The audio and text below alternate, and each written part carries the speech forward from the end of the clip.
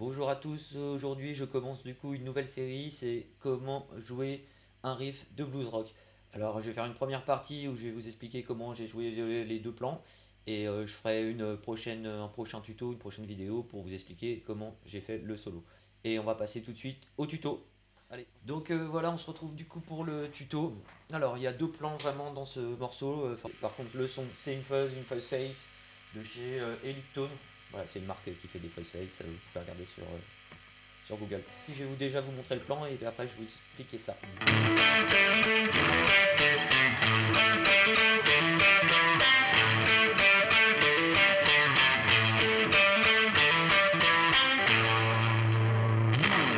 Alors le son est sale, hein, c'est fait exprès, c'est la fuzz, hein, du coup pour jouer ce genre de plan c'est plutôt sympa. Un riff qui va être basé sur la pentatonique.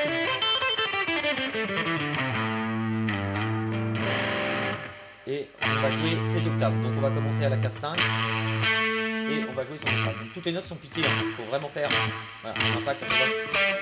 Je joue tout vers le bas. Et vous voyez le coup de poignet qu'il y a à chaque fois, c'est vraiment on a un impact. Donc le la, l'octave, on vient sur le sol et on rejoue le la.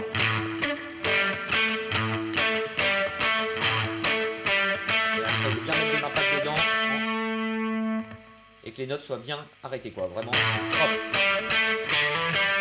Après on va faire deux doubles croches, on va remonter sur la corde de la et faire ré, mi, sol. On revient sur le ré et on finit sur le do. Il y a un petit déplacement à faire, attention.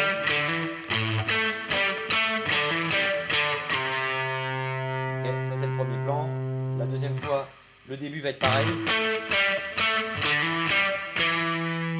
On revient sur le 7 là, après avoir fait le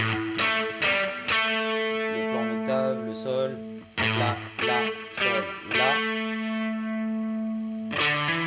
On refait celui-là, et là au lieu de faire le 5-3, on va faire 7 et 5 en sautant une corde.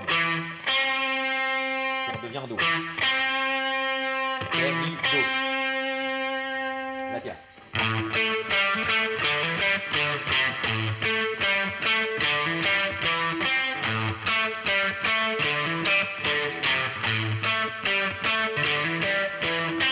On va passer au deuxième plan que j'ai appelé refrain. Donc le refrain, c'est un riff qui va être joué avec un accord majeur comme ça, que je vais faire, donc c'est un la majeur, que je vais faire avec mon pouce. Hop, je vais appuyer ici sur la corde hop, de la corde de mi, pardon, à la case 5 pour faire un la. Et après, je mets les mêmes cases que si je faisais un majeur. Alors on peut le faire comme ça, toujours pareil. Le mieux c'est quand même de le faire voilà, avec le pouce parce que ça bloque cette corde là, il y a moins de son, surtout quand on a une fuzz comme ça qui est un petit peu sale, donc c'est beaucoup mieux. Alors du coup, on va faire ce petit plan. Je vais vous expliquer, donc il va y avoir une croche, double croche, donc croche pointée, double croche. Donc on l'a déjà vu, hein, pour le rythme, ça fait vraiment 3 doubles croches qui sont liées en fait, et la dernière qui est jouée. Donc 1, 2, 3, 4. Ok, 1, 2, 3, 4.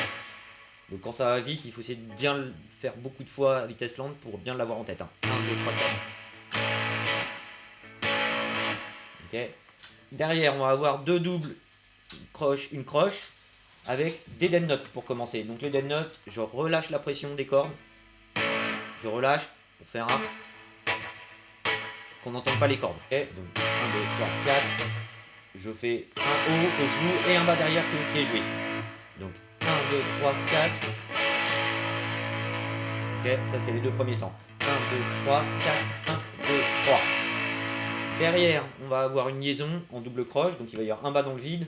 On va rejouer le haut, rejouer le bas, et le dernier haut va être en dead note encore. Donc bas dans le vide, haut, bas, dead note. Bas dans le vide, haut, bas, dead note. Je refais ça doucement les trois premiers temps du coup. 1, 2, 3, 4, 2, 3. 1, 2, 3, 4. Je refais ça encore plus doucement. 1, 2, 3, 4. 1, 2, 3. 1, 2, 3, 4. Pour finir, je vais rejouer sur la deuxième corde le 5, 5, 7 en hammer. Donc je vais juste taper le 7 et je rejoue le 5 en dessous.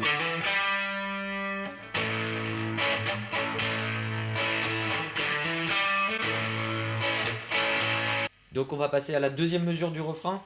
Les trois premiers temps vont être identiques, on va juste changer la fin en fait. Donc je vais refaire une fois le début, ça va faire la croche pointée, la double croche, 2 doubles, une croche et les 4 doubles. Donc 1, 2, 3, 4, 1, 2, 3, 1, 2, 3, 4.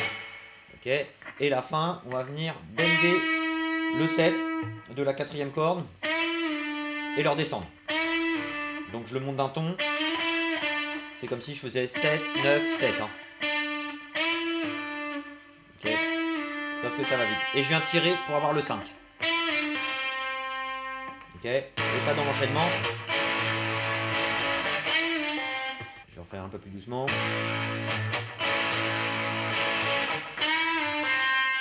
On va passer à l'accord suivant, la 3e mesure. Du coup, c'est un sol.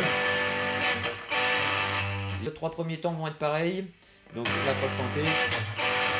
Là, je vais enlever la dead note sur le 3e temps. Je vais jouer vraiment les 3 temps. Et je vais finir par 2 doubles croches et une croche sur le même temps. Ok. Donc 1, 2, 3, 4, 1, 2, 3, 1, 2, 3, 4, 1, 2, 3. Ok. Et je vais finir sur un Ré embarré comme ça. Et je vais faire le même rythme qu'au début. Sauf qu'il ne va pas y avoir la dead note non plus à la fin. Donc. Et à la fin, je finis par 5, 7 sur la 3e corde. Donc Sol, La et Do. 2 doubles, une croche avec un hammer. Je leur fais 1, 2, 3, 4, 1, 2, 3, 1, 2, 3, 4, 1, 2, 3. Du coup, je vais faire un résumé de tout ça, du refrain.